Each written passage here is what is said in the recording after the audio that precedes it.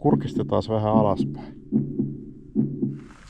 27. syyskuuta 2025 ja tällä kertaa Pirun vuori. Ja samalla katsotaan semmoiset paikat kuin Kivilinna, Pirunvuoren luola, Pirun pelto ja käydään tuolla huipulla. Eli nyt ollaan Pirunvuorella Sastamalassa, joka löytyy Ellivuoren vierestä ja Tampereelta noin 30-40 kilometriä. Mennään katsoa mitä sieltä löytyy ja ei muuta kuin matkaan. Tää Pirunvuori, sehän on Pirkanmaalla tunnettu korkea huippu tai kallio, joka nousee jopa 151 metriin merenpinnasta lukien. Tuosta viereisestä vesistöstä eli Rautavedestä korkeutta tulee 93 metriä. Jo 1700-luvulla tämä Pirunvuori ja Pirun luola on mainittu kirjallisuudessa ja sitten 1850-luvulle mentäessä Zacharias Topelius kirjoitti kirjan Finland framställd i teckningar. Ja muinaisessa kansanperinteessä ainakin kerrotaan, että Piru itse asui tuolla Pirunvuorella, erityisesti siellä Pirun luolassa, jota mennään tänään sitäkin katsomaan. Ja tarina kertoo myös, että täältä Pirunvuorelta olisi semmoinen salainen tunneli johtanut tuonne Laukon kartanoon Vesilahdelle asti. Onko se totta? Onko se räjäytetty?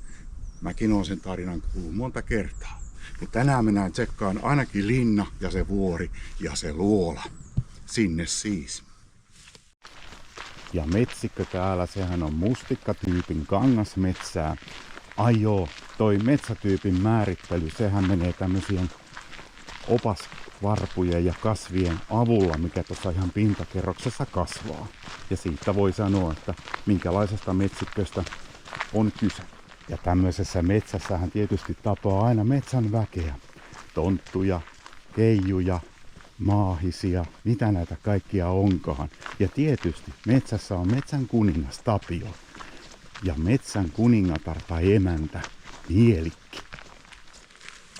Ja luvassa selvästi hyytäviä hetkiä ja jännittävää historiaa.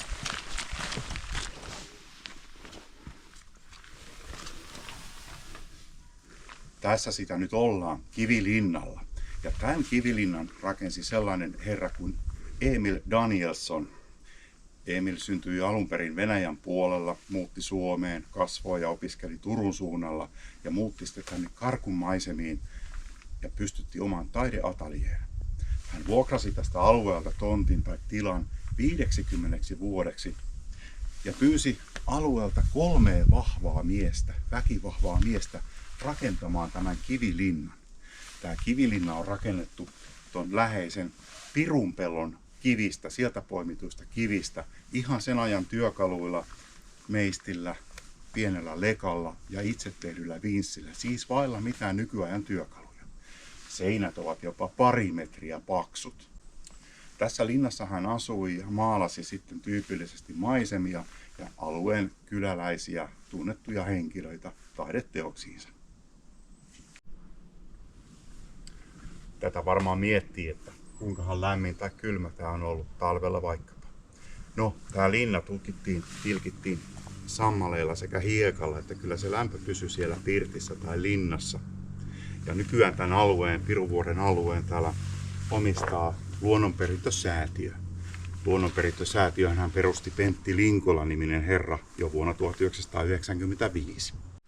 Ja tästä kun etenee, niin noin 300 metriä on sitten sinne vuorelle ja luolalle.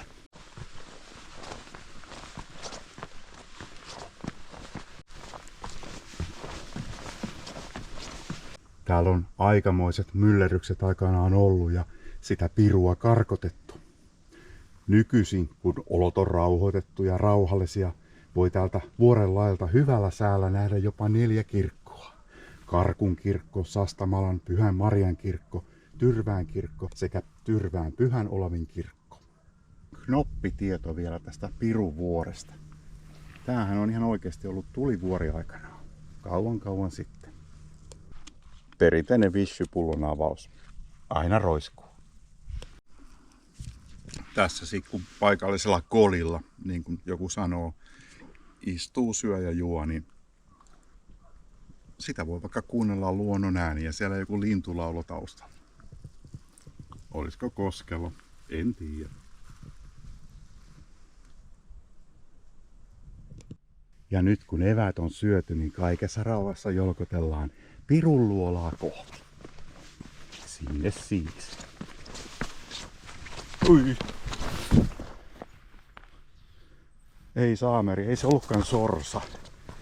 Se onkin joku sieni. Ihme sieni, en oo tommostakaan nähnyt.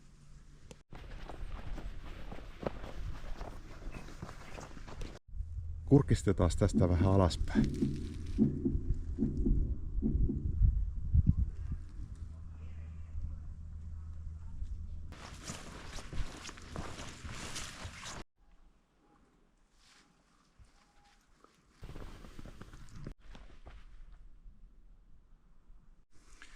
Siellä se sitten olisi maineikas luola, joka on ainakin kansantarinoissa ihan yhtä kauan ollut tunnettu kuin toi Rautaveden Pyhän Marian kirkonkello on soinut.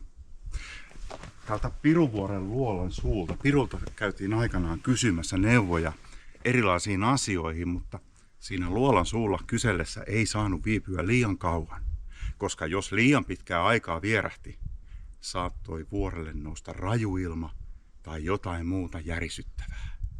Ei siis nytkään olla siinä liian kauan, annetaan Pirulle sen tarvitsema rauha. Ja hyvät kuulijat, hyvät katsojat, sinne jäi Piruvuori ja Pirun luola taakse. Ja siltä Pirulta, kun ennen aikaan sai käydä kysymässä kysymyksiä, niin mikään ei estä, että sieltä olisi voinut nytkin kysyä kysymyksen. Kysyinkö minä ja mitä minä kysyin? Vastaus joka tapauksessa on sen verran pirullinen, että sitä ei kerrota. Seuraavaan videoon, moi moi!